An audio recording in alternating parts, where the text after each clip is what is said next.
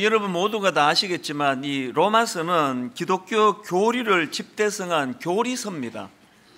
이런 관점으로 보면은 로마서는 15장으로 끝내는 게 옳습니다. 16장에 보면은 별 내용도 없고 그냥 이름만 쭉 열거되는 것을 볼 수가 있는데요.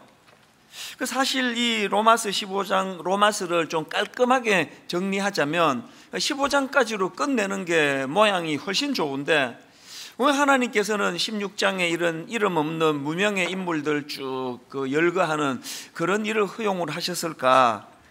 제가 이런 관점으로 로마서 16장을 읽다가 보니까 그 마음에 감동이 되는 걸 제가 경험을 합니다. 왜 그러냐 하니까 이 하나님의 마음이 이 16장에 좀 읽혀지는 것 같습니다.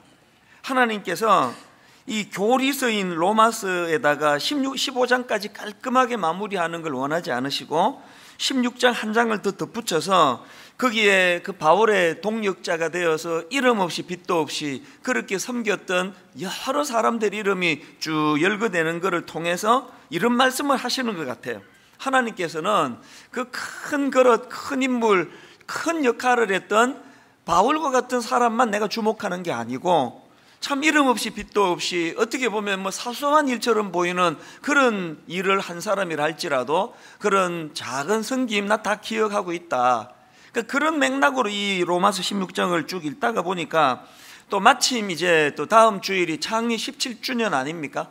지난주 내내 제가 이 로마서 16장을 읽으면서 어떤 감동이 되는가 하니까요. 그리고 또 많은 얼굴이 또 떠올려지는 것을 경험을 했는데요.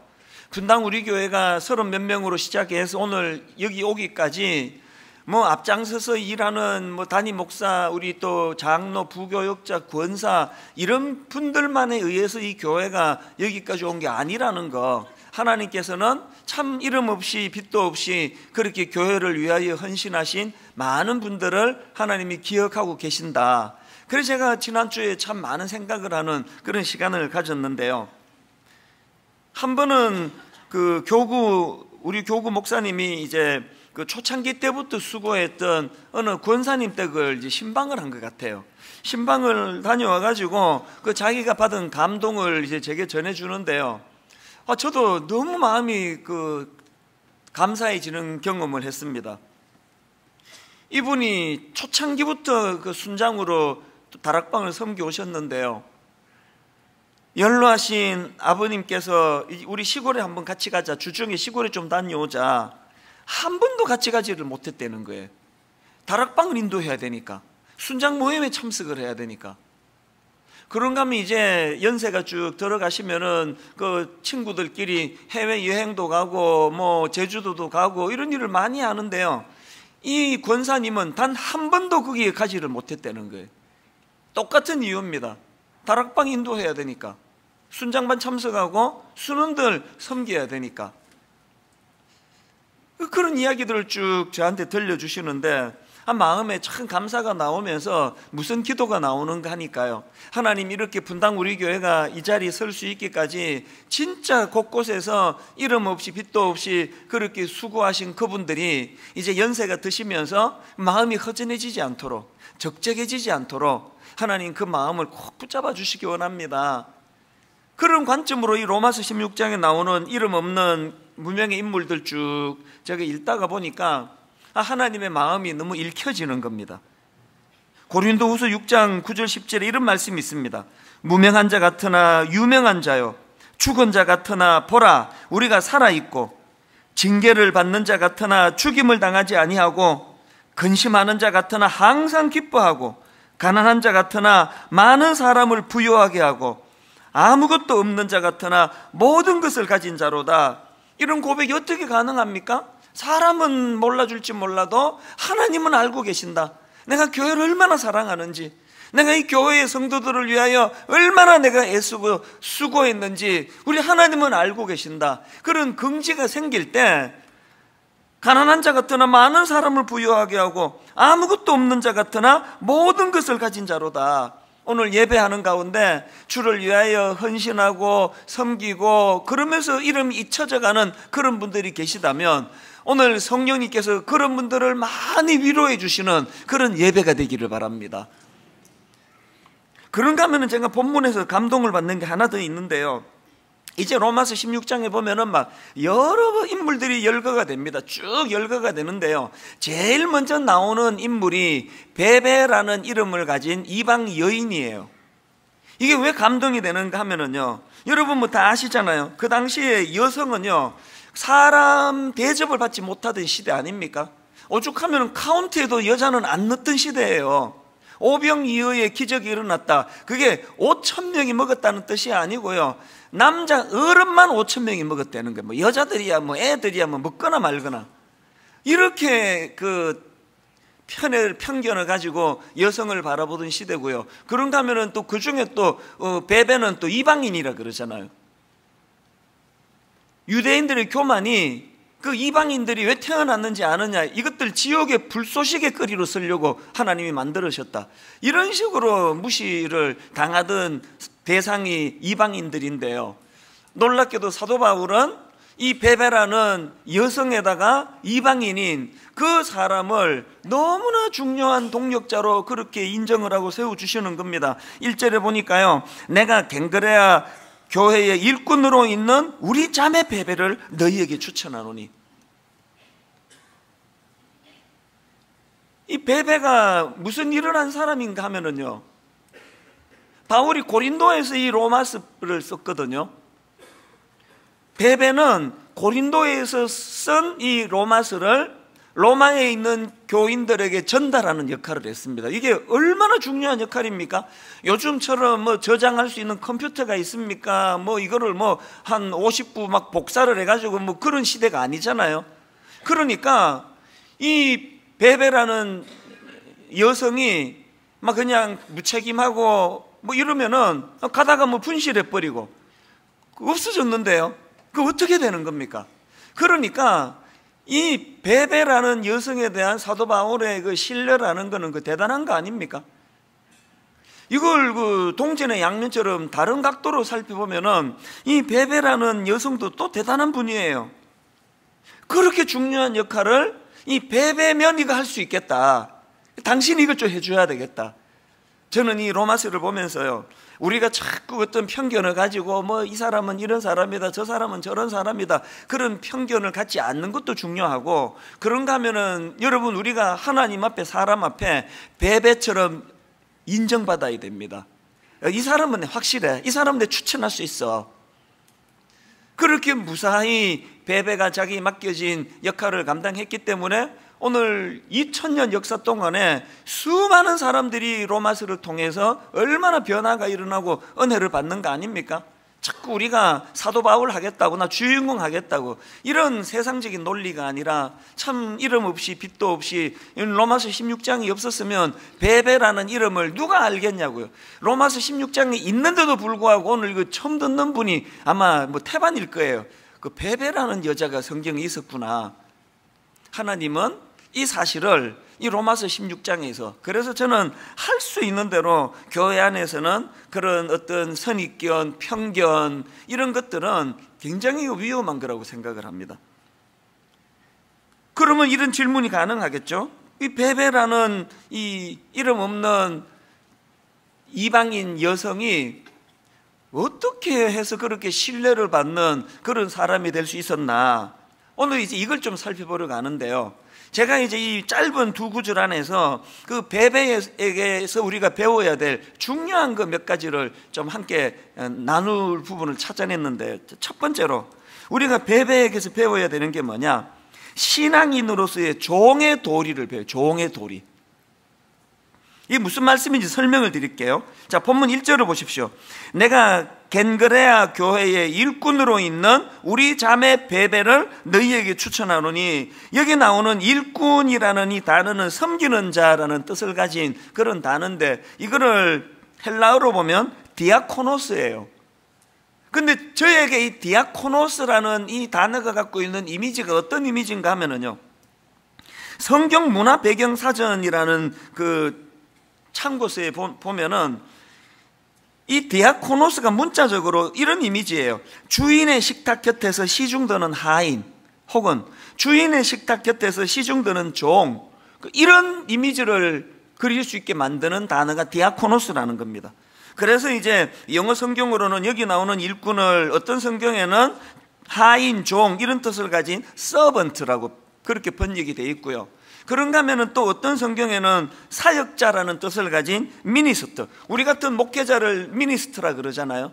그래서 제가 이 두 번역이 다 맞을 텐데 이 두 개를 제가 이렇게 합성을 해보니까 이 목사인 제가 어떤 자라야 되는지가 확 이렇게 부각이 되는 겁니다.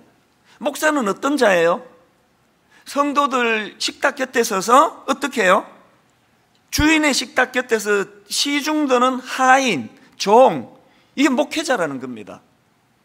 교회가 좀 커졌다고 막 그냥 으스대고 목에 힘 들어가고 그거는요 자격 상실이에요. 교회가 아무리 커져도 종이 주인 되는 법 없습니다. 오히려 교회가 커진다는 것은 섬겨야 할 대상이 그만큼 많아졌다는 뜻이에요.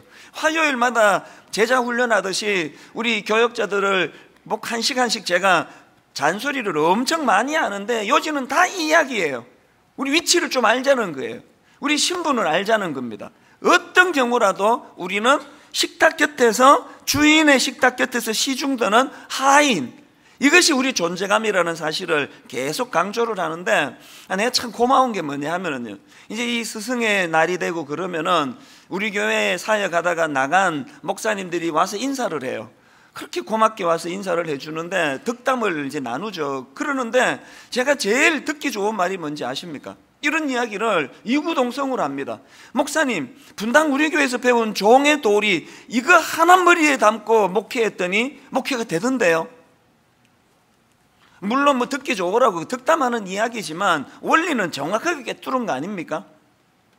할 수 있는 대로 내가 누릴 수 있는 권리는 최소화하고, 내가 누릴 수 있는 권리가 있다 하더라도 그것을 양보하고 누리지 않으려고 애를 쓰고, 대신에 나는 종이다, 나는 우리 성도들 식탁 곁에서 저들을 섬기는 종의 위치에 있어야 된다, 이런 것들을 자꾸 인식해 나갈 때에 그런 지도자가 있는 교회는 부흥하게 될 줄로 믿습니다. 그런데 중요한 게 뭡니까? 이 디아코노스라는 단어가 그 섬기는 자라는 뜻을 가졌다 그랬는데요, 그 교회의 직분 중에 집사, 여기 집사님들 많이 계시잖아요. 이 집사가 디아코노스예요. 그러면 집사가 어떤 역할을 하는지 뭐 답이 딱 나오는 거 아닙니까? 집사는요 교회에서 섬기는 종이에요. 성도들을 섬기고 교회를 섬기는 종이 집사예요. 그거를 모르시면은 집사가 잡사가 됩니다. 제가 이제 이렇게 집사님한테 그 컴퓨터로 편지를 쓰다가 오타가 날 때가 있습니다. 이 잡사님 안녕하세요. 그러면 어떻게 식은땀이 나? 이 그대로 보내줬으면 어떡할 뻔했냐고. 본인은 또 이건 주의 뜻이다 그러고 또 회개의 자리로 나갈 수도 있겠지만, 집사는요 다른 어떤 것보다도 중요한 거는 교회에서 섬기는 종이에요. 왜 그래야만 되느냐 이렇게 물으신다면 마태복음 20장 25절부터 27절까지 주님의 말씀을 읽어드리는 것이 가장 정확합니다. 예수님 이렇게 말씀하십니다. 예수께서 제자들을 불러다가 이르시되 이방인의 집권자들이 그들을 임의로 주관하고 그 고관들이 그들에게 권세를 부리는 줄을 너희가 알거니와, 그 다음 보세요. 너희 중에는 그렇지 않아야 하나니. 교회가 건강하기 위해서는요 세상의 질서와 반대로 하면 돼요. 세상은 높은 자리에 올라가는 사람이 대접을 받고 세상에는 높은 자리에 올라가려고 혈안이 되어 있다면, 교회는 너희 중에는 그렇지 않아야 하나니. 그러시면서 그 다음 주님의 말씀을 보세요. 너희 중에 누구든지 크고자 하는 자는 너희를 섬기는 자가 되고, 너희 중에 누구든지 어뜸이 되고자 하는 자는 너희의 종이 되어야 하리라. 교회가 왜 담임 목사일수록, 장로일수록, 또 오래 교회를 다닌 사람일수록 왜 식탁 곁에 서서 섬기는 하인처럼 그렇게 교회와 성도를 섬겨야 된다고요? 왜 그래야 된다고요? 간단합니다. 기독교의 창시자 되시는, 기독교를 주관하시는 우리 기독교의 왕이신 그분이 그렇게 하라고, 그게 교회라고 규정을 지어주셨기 때문이에요. 그러시면서 그 주님이 그 다음 28절에서 쐐기를 박는 말씀을 하십니다. 28절, 인자가 온 것은 섬김을 받으려 함이 아니라 도리어 섬기려 하고, 인자가 온 것은 섬김을 받으려 함이 아니라 도리어 섬기려 하고 자기 목숨을 많은 사람의 대속물로 주려 함이니라. 주인 되시는 주님께서 이렇게 본을 보여주시고 니들도 알겠지. 다시 말씀드립니다. 여러분이 신앙이 좀 깊어지는지를 점검하기 위한 잣대가 있다면 점검해 보세요. 26절에 너희 중에는 그렇지 않아야 할지니. 괜찮은 장로로 인정받고 싶으시면요, 나는 집사로 자격이 있다, 이런 인정을 받고 싶으면 이 질문으로 던져보세요. 너희 중에는 그렇지 않아야 하나니. 지난주 내내 제가 이 말씀을 묵상을 하면서 공개적으로 다시 여러분에게 제가 약속을 드리고 그동안 못해왔다면 공개적으로 제가 용서를 구하고 싶습니다. 대형교회 목사라고 해서 많은 사람들에게 섬김을 받고 권리를 누리는 자리가 아니라는 걸 모든 분이 아시듯이 저도 알고 있습니다. 제가 가지고 있는 기득권, 제가 가지고 있는 권리, 제가 마땅히 이거 내가 누려도 되라는 이런 것들을 계속해서 내려놓기 위해서 몸부림을 치지 않는다면 바로 저는 이미 변질되어 있다는 뜻이에요. 자기 교회에서 이런 설교하는 건 쉬운 건 아니에요. 그 남의 교회 가가지고 뭐 부산에 가가지고 뭐 다 이런 말하고 뭐 목사는 종이다 성결하 그러고 와버리면 뭐 그만이지만요. 그러나 자기가 섬기는 교회에서 이렇게 설교하면 풀꽃 같은 눈으로 저게 진짜 저러나 보자 그러면서 다 저를 지켜볼 텐데 왜 이런 부담스러운 말을 공개적으로 드리는지 아십니까? 제 자신에 대한 결의이기도 하지만요, 우리 장로님들, 권사님들, 우리 집사님들, 모든 우리 교회 직분자들 한번 이렇게 해보자는 거예요. 한번 노력하자는 거예요. 모든 교회가 다 정말 연세 드실수록 우리 젊은이들을 섬기고 세상에서 높은 지위에 있는 사람일수록 교회에서는 그런 거 내색하지 아니하고, 그래서 겸손히 식탁의 주인 곁에서 그 시중드는 종의 모습으로 그렇게 우리 서로서로를 섬기는, 그래서 너희는 너희 중에는 그렇지 않아야 하나니, 이 주님의 말씀이 잘 구현되는 분당 우리 교회 되기를 바랍니다. 이런 의미에서 저는 제임스 몽고메리 보이스가 한 말을 메모를 해놨습니다. 그리고 화면으로도 이거 좀 띄워달라고 부탁을 했는데 그가 이런 말을 했습니다. 하나님이 보시기에 위대함은 우리를 섬기는 사람의 숫자로 구성되는 것이 아니라 우리가 섬기는 사람의 숫자로 결정된다. 오늘 본문 말씀에 얼마나 이게 부합되는 말씀입니까? 나 이렇게 큰 교회 목사가 됐는데 나 섬기는 우리 부목사가 몇 명인지 알아? 나 섬기는 교회에 직원이 몇 명인지 알아? 그거는 내가 타락했다는 걸 나팔로 떠들고 다니는 소리예요. 교회가 아무리 커져도 목사는 그들로부터 섬김을 받는 그들의 숫자를 가지고 과시하는 존재가 아니라, 계속 강조하지만 교회가 커지면 그만큼 섬겨야 할 대상이 많아졌다는 소리다. 이게 지금 제임스 몽고메리 보이스가 하는 말씀의 핵심 아닙니까? 근데 여러분, 여기서 한 가지 주목할 게 뭐냐? 베베가 주인의 식탁 곁에서 시중드는 종의 모습으로 섬겼다 그랬는데요, 어디서 그렇게 섬긴 겁니까? 1절을 보십시오. 내가 겐그레아 교회의 일꾼으로 있는,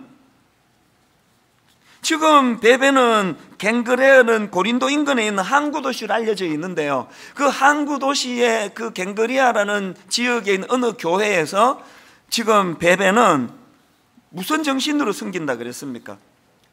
디아코노스, 주인의 식탁 곁에서 시중드는 하인의 모습으로 이 교회를 그렇게 소중히 여긴다는 그 아니겠습니까?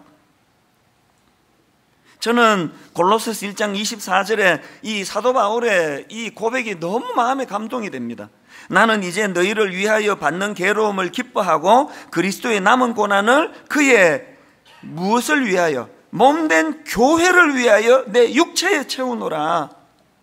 그리스도의 남은 고난, 주님이 십자가에서 당하셨던 그 엄청난 희생, 나도 그것을 감당하기 원하는데 주의 몸된 교회를 위해서 내가 하겠다는 것.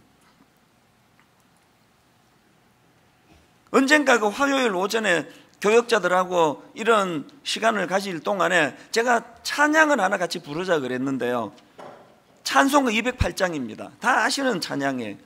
내 주의 나라와 주 계신 성전과 피 흘려 사신 교회를 늘 사랑합니다.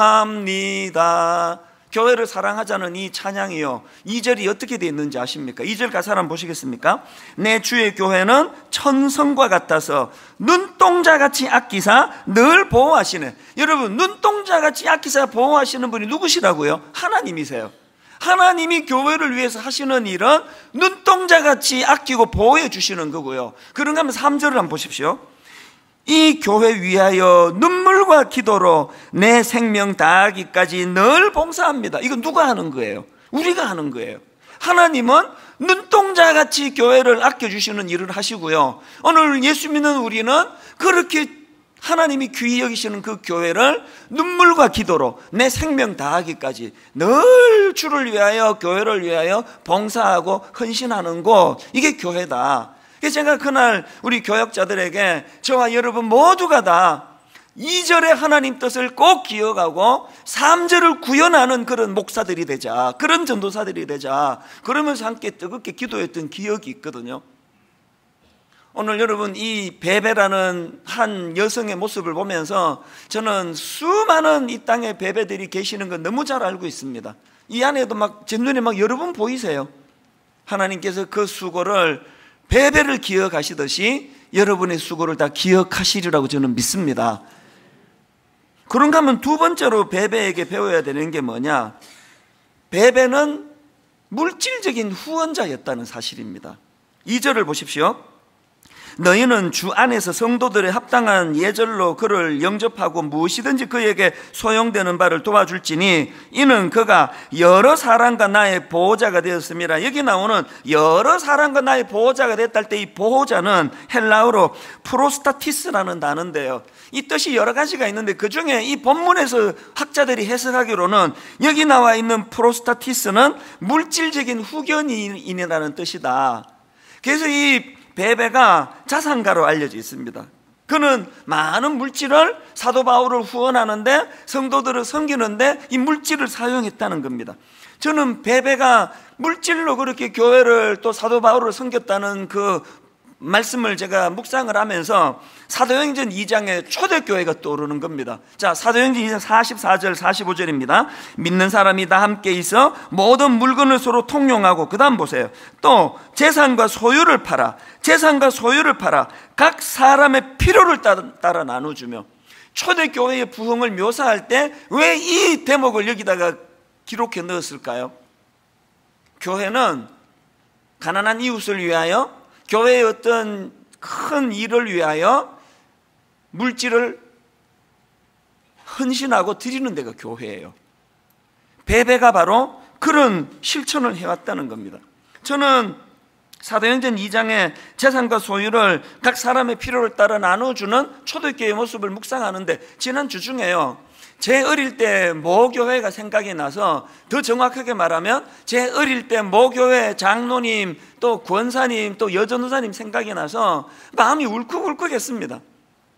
60년대 70년대 자체가 온 나라가 다 가난할 그런 시대인데요, 제가 살던 그 동네는 그 중에도 더 가난한 사람이 모여 있던데요. 진짜 가난했습니다. 온 동네가 다 가난한 한가운데 사니까 가난한 것 때문에 상처는 없더라고요. 난 원래 온 세계가 다 가난한 줄 알았습니다. 얘도 가난하고 쟤도 가난하고 나도 가난하고 너나 없이 다 가난하니까요. 성도들 중에는 끼니가 안 되는 분도 계시고요, 그 장로님들도 예외겠습니까? 그냥 노동해서 먹고 사시는 분도 계시고, 그 다 가난하셨는데 그 어려운 중에 서로가 십시일반, 어느 가정에 쌀이 떨어졌다 그러면 아침에 일어나 보면은 참 눈물에, 많이도 아니에요, 그 한 되라 그러나요? 조그만한 그런 그 보리쌀, 또 쌀, 그런 것들을 갖다 두고, 그리고 전 성도들이 성미라고 기억하십니까? 교회 오실 때 전부 쌀주머니를 갖고 왔습니다. 한 요만한 쌀주머니 기억이 나요. 자기도 지금 먹을 게 없는데 그거 쌀주머니 담아가지고 교회 입구에서 그거 부으면서 예배 드리러 오는 그 모습이 너무 잊혀지지가 않아요. 한 번은요, 참 고맙게도 그런 일이 종종 있는데요, 미국 교포 연세가 많이 드신 할머니 권사님이세요. 할머니 두 분이 찾아오셨습니다. 두 분이 찾아오셔가지고는 5,000불을 내놓고 가셨어요. 목사님, 이거 주인 찾아 드리러 왔습니다. 그러면서 이제 장애인들을 위해서 뭐 이 5,000불을 좀 잘 써주세요. 사실은요, 그때 가평 우리 마을이 이제 막 그 설계가 되던 때예요. 제가 어제도 우리 담당자들 모아놓고 제가 눈물로 호소를 했는데요. 가평 우리 마을이 이 뚜껑을 열었더니 이 뭐 또 다른 교회 수양단이 되도록 하면 큰일 난다. 어쨌든 이거는 가평은 장애인과 비장애인이 서로 약자가 약자를 돕는 그런 독특한 그런 기관이 가평에서 만들어져야 된다고 막 잠을 잘 못 잘 정도로 마음에 요즘에 부담을 갖고 있거든요. 거의 이제 허가가 막바지에 와 있으니까요. 이런 정신을요, 제가 이게 또 다른 교회의 뭐 수양관 비스무리하게 그렇게 가면 어떡하나는 부담을 가지면 꼭 떠오르는 게 이 할머니예요. 왠지 아십니까? 그 눈물 나는 5,000불을 내놓고 가셨는데요, 문 열고 나가시는데 따라온 옆에 계시는 할머니 권사님이 한마디를 툭 던지고 가셨어요. 목사님, 이 돈이 어떤 돈인지 아십니까? 친구니까. 이 양반이 여러분 그 주부들 다 아시죠? 그 페이퍼 타월 아시죠? 페이퍼 타월은 그 일회용 아닙니까?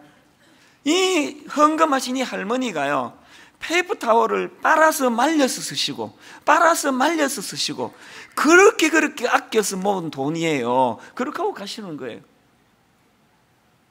여기 지금 앉아 계시는 분 중에요, 큰 사업을 하시는 분이 돈 많다고 헌신하는 거 아닙니다. 사업하다가 어려움을 겪는 분들 컨설팅을 해주고 그액을 투자해서 그들을 도와주고 이런 분들이 이 안에 이제 제 눈에 막 뜨이는 게 얼마나 감사한지 모릅니다. 저 이제 곧 가평 열리면요, 유산 안 남기기 운동을 곧 시작할 거예요. 아이고, 지가 물려줄 게 없으니까 저를 운동하는 거지, 이렇게 생각하신다면 정확하게 보신 겁니다. 여러분, 어느 정도 아이들 뒷바라지하고 공부시키, 저는 우리 애들 어릴 때부터 일부러 내가 세뇌시켜서 이야기합니다. 아빠 물려줄 거 없는 거 알지? 아빠도 우리 윗대 어른한테 땡전 한 푼 물려받지 않았다. 이만큼 공부시켜주고 잘하고 나면 물려줄 것 자체가 없으니까, 그 아빠가 목사인데 막 엄청 물려줄 게 많으면 그거 되겠니 그거? 그러니까 지금부터 니들이 잘 앞으로 살아갈 날을 궁리하면서 살아라, 이런 이야기를 계속 해주는데요, 이게 말에 왜 힘이 있느냐? 지들이 봐도 물려줄 게 없거든요. 이제 분당 우리 교회에서 가평을 위시해서 정말 우리가 한번 넉넉하게 쓰고 여유 있게 쓰고 애들한테도 어느 정도 물려주고 그렇게 하고도 남는 건 여러분가 아닙니다. 베베처럼 그 엄청난 물질을 사도 바울의 그 사역을 위해서, 교회를 위하여, 또 어려운 이웃을 위하여 그렇게 사용할 때 하나님께서 영광 받으시는 점 있습니다. 최근에도요, 그 강원도 고성에 그 산불이 나가지고 제가 뭐 정식으로 헌금한 것도 아니잖아요. 설교하면서 한마디 했던 기억이 나요. 어려움을 당했을 때 우리가 십시일반에 좀 도우면 좋겠다 그랬더니요, 세상에 내가 너무너무 감동을 받아요. 몇 주 동안에 계속 헌금이 들어오는 겁니다. 그래서 지금 우리 이웃 국내 선교부에서 이걸 어떻게 가장 효율적으로 이 헌금을 전달할 것인가를 오래 고민하며 그 논의하는 것을 보면서 참 마음이 기뻤습니다. 교회는 몸으로는 식탁 옆에서 누구를 돕는 것 같은 낮은 자세로 섬기는 자, 그리고 물질로는 베베와 같이 내 거 아끼고 내가 안 쓰고 그 시카고의 미국에 소식한 할머니처럼 그렇게 해서 장애인들을 위해 이거 좀 써주세요. 저는 이게 교회인 줄로 믿습니다. 마지막 세 번째로요, 베베에게 배워야 될 하나도 있습니다. 말씀의 전달자예요. 앞에서 말씀드렸지 않습니까? 베베는 사도 바울이 고린도에서 작성한 이 로마서를 로마까지 전달, 로마 교회에 이 편지를 전달하는 역할을 했는데요, 이렇게 생각하시는 분이 계십니까? 이거 뭐 편지 하나 전해준 것 가지고 뭐 그렇게 대단하다고 생각하느냐고, 이런 생각을 하시면 여러분이 그 시대를 모르시는 거예요. 이게 지금 어떤 의미가 있느냐?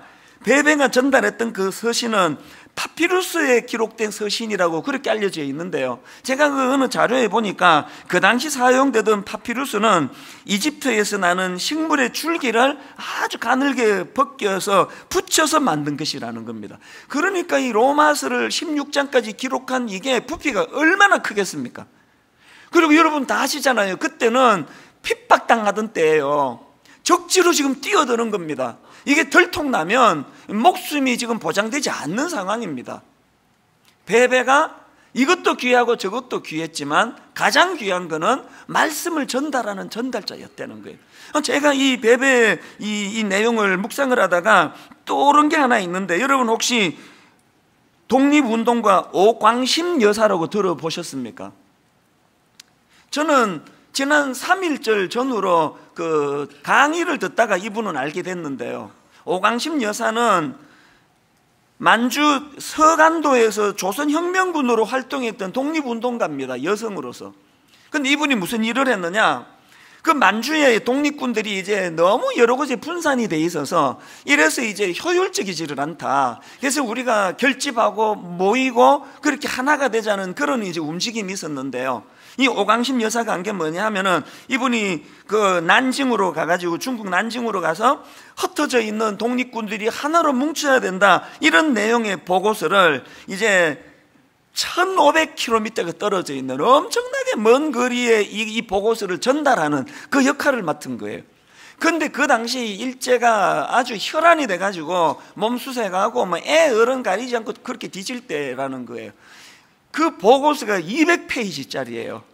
200페이지짜리 보고서를 들고 1500km나 되는 곳으로 가는데 이게 검문을 당하지 않는다는 보장이 없다는 거예요. 이거 거의 뭐 다 이게 이제 발각될 상황이라는 겁니다.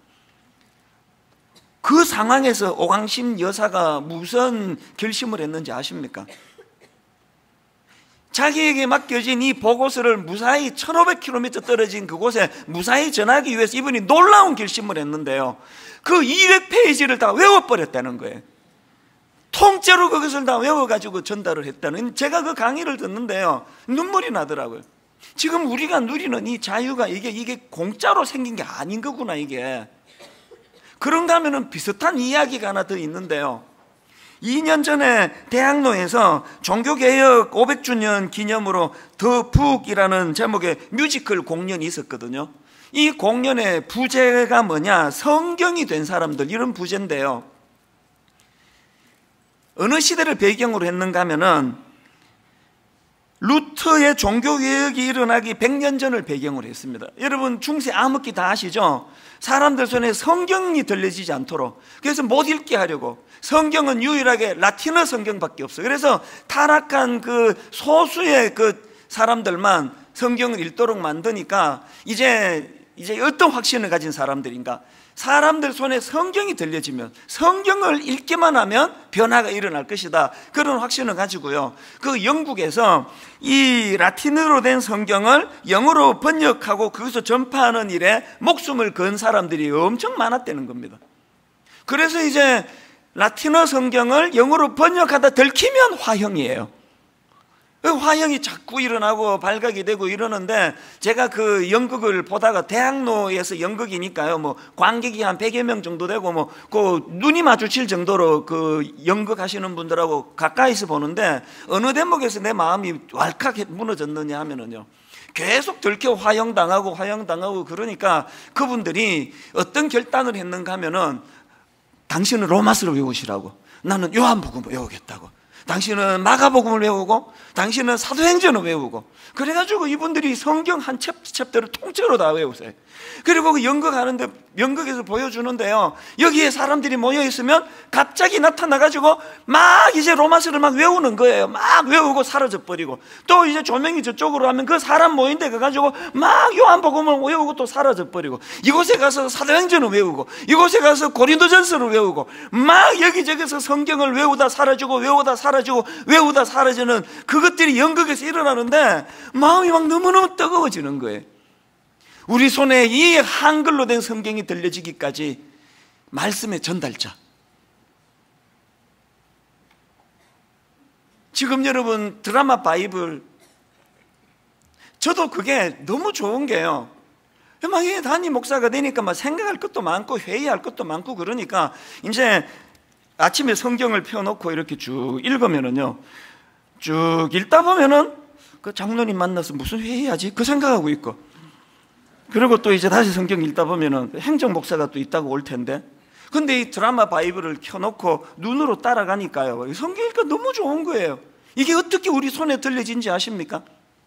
교포 빌황 장로님이라는 분이, 이분이 어마어마한 재산을 이분이 거기다가 지금 투입해가지고요, 먼저 뉴욕에다가 비영리 재단을 만들어가지고 영어로 된 드라마 바이블을 만들고, 한국 분이니까 한국의 GNM 재단을 만들어가지고 엄청난 돈을 투자해가지고 성우들이 또 그 배우들이 다 투입이 돼가지고 이걸 다 드라마 바이블을 만든 거 아닙니까? 왜 만들었느냐?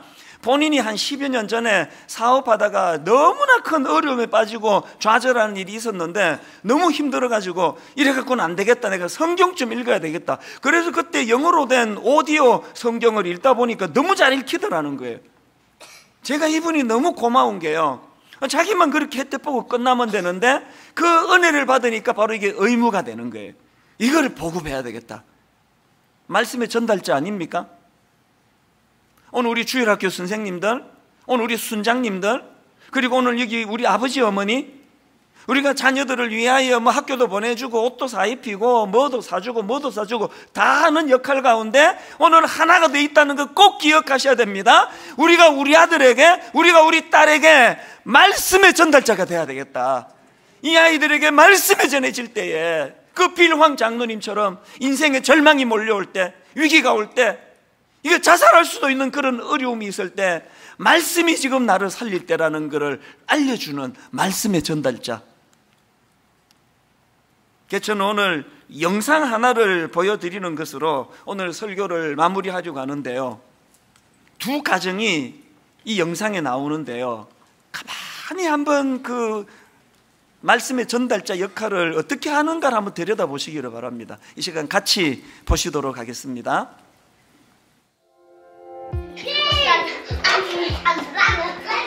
제이나, 제이야, 예배 드리자. 오예, 오예. 이제는? 지난주에 노아 말씀 들었던 거 기억나지? 아니. 기억 안 나? 창세기 제8장. 자, 아빠 퀴즈 낼 거야. 잘 들어. 다시는 그에게로 돌아오지 아니하였더라. 601년 첫째 달. 자, 아빠가 퀴즈를 한번 내볼게.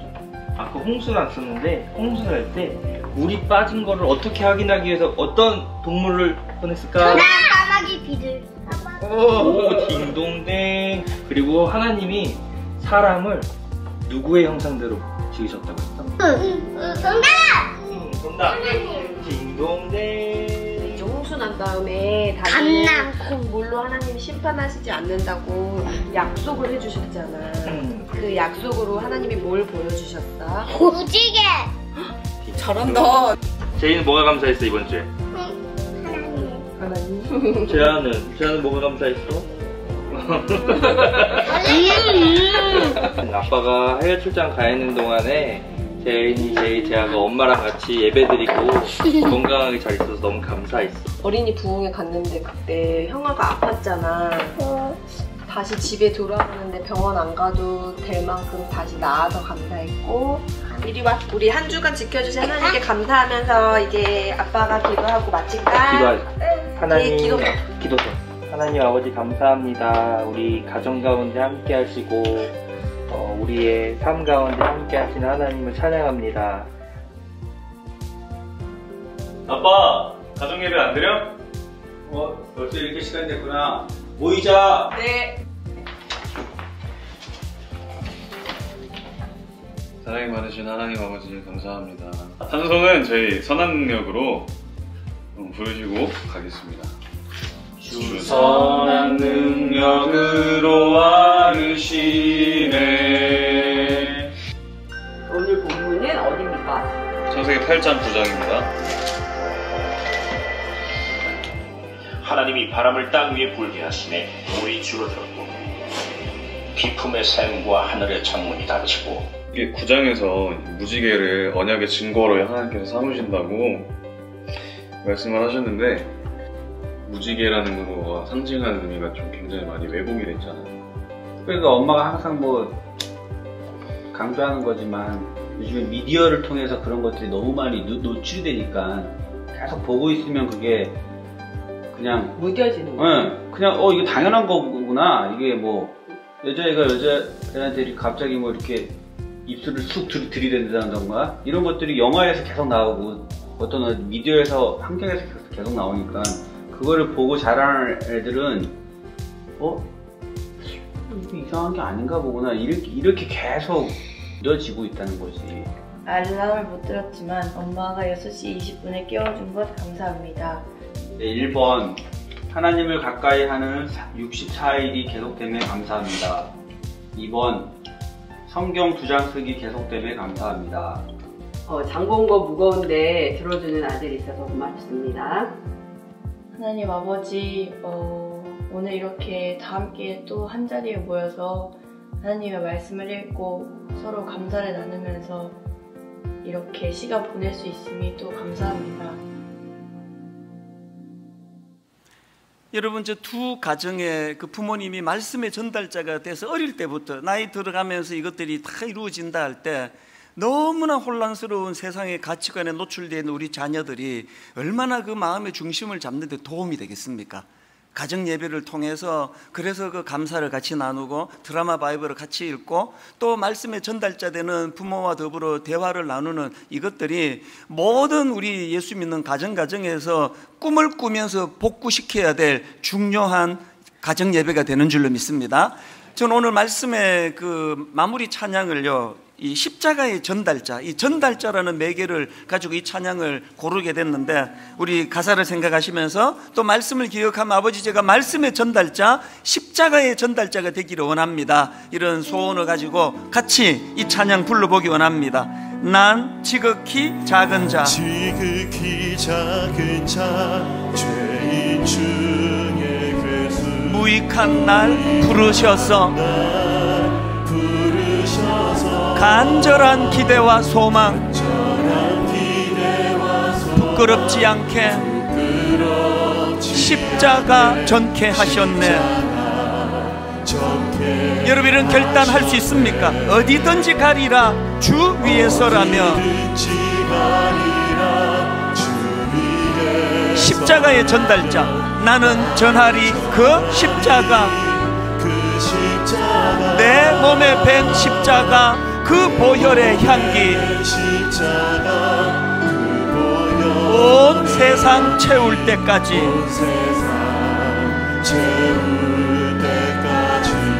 살아도 주를 위해, 죽어도 주를 위해, 사나 죽으나 난 주의 것. 십자가의 능력, 십자가의 소망, 내 안에 주만 사시는 것. 난 지극히 작은 자, 죄인 중에 괴수, 무익한 날 부르셔서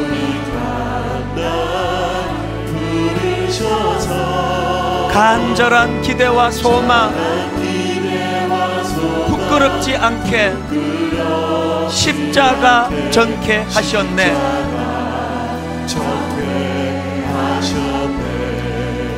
오늘 제 설교를 오해하시면 안 됩니다. 여러분 희생하라고, 여러분 행복을 좀 희생시키라고, 그래서 이웃을 섬기라고, 그거 아닙니다. 오늘 저는요, 행복학 강의를 한 거예요. 진짜 행복해지기 위해서 베베와 같이 한번 낮아서 섬겨보세요. 한번 내 물질 그 가두어두고, 여러분이 물질은요 만나의 원리 그대로예요. 하루 지나면 유통기한 끝나면 그 소용없습니다. 죽을 때 못 가져갑니다. 하나님, 오늘 이 주신 말씀이 내 행복을 위한 주님이 주시는 지침이라고 하신다면 한번 아버지 그렇게 애써보기를 원합니다.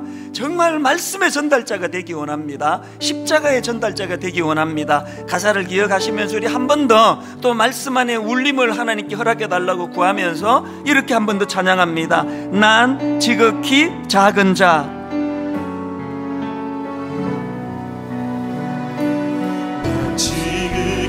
작은 자 죄인 중에 괴수 무익한 날 부르셔서 간절한 기대와 소망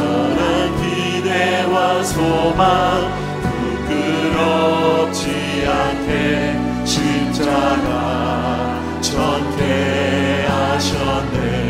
어디든 가리라 어디든지 가리라 주 위에서라면 나는 전하리 그 십자가 내 몸에 밴 십자가 그 보혈의 향기 온 세상 채울 때까지 이렇게 한번 결단해 보십시오. 살아도 주를 위해 죽어도 주를 위해 사나 죽으나 난 주의 것 십자가의 능력 십자가의 소망 내 안에 주만 사시는 것 다시 한번 결단하십시오. 살아도 주를 위해 죽어도 주를 위해 사나 죽으나 난 주의 것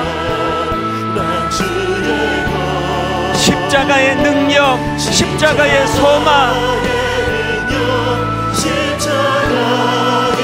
내 안에 주만 사시는 것 우리 다 자리에서 일어나셔서 다시 한번 선포하기 원합니다. 살아도 주를 위해 죽어도 주를 위해 사나 죽으나 난 주의 것 십자가의 능력 십자가의 소망 내 안에 주만 사시는 것 여러분 한 번 더 가사를 생각하며 한 번 더 선포하십시오. 살아도 주를 위해 죽어도 주를 위해 사나 죽으나 난 주의 것 여러분이 십자가의 능력을 경험하기 원합니다. 십자가의 능력 십자가의 소망 내 안에 주만 사시는 것 난 지극히 작은 자 죄인 중에 괴수 무익한 날 부르셔서 우리에게 주신 소망 간절한 기대와 소망 부끄럽지 않게 십자가 전개하셨네.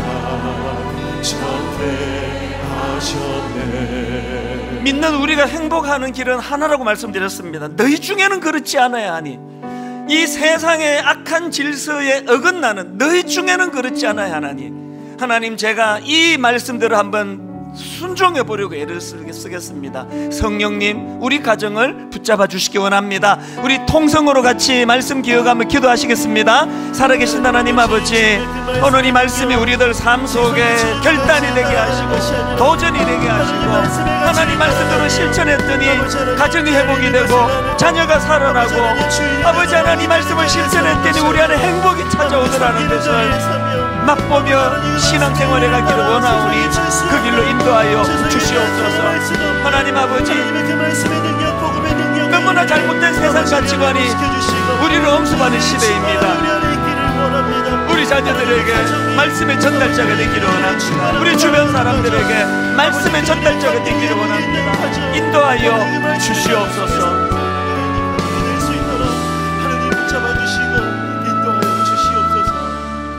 하나님 아버지 그렇게 목마르게 행복을 향해 달려가는데 채워지지가 않습니다. 자녀들을 좋은 대학 보내고 그래도 취직할 수 있도록 힘을 다해 애를 쓰는데 이상하게 뻥 뚫린 한쪽 마음이 메워지지가 않습니다. 세상에서 남부럽지 않게 살기 위하여 새벽부터 늦은 밤까지 뛰어다녔는데 시간이 가면 갈수록 자꾸 고응함이 밀려옵니다. 오늘 말씀을 통해 주님께서 제시해 주시는 행복학 강의를 마음에 담고 베베처럼 하나님 그렇게 겸손히 낮은 자가 되어 섬기고 물질을 이웃을 위하여 교회를 위하여 헌신하고 그리고 아버지 우리 자녀들과 주변 사람들에게 말씀의 전달자가 되겠노라고 결단할 때 성령님은 우리 인생을 견인해 주실 줄로 믿습니다.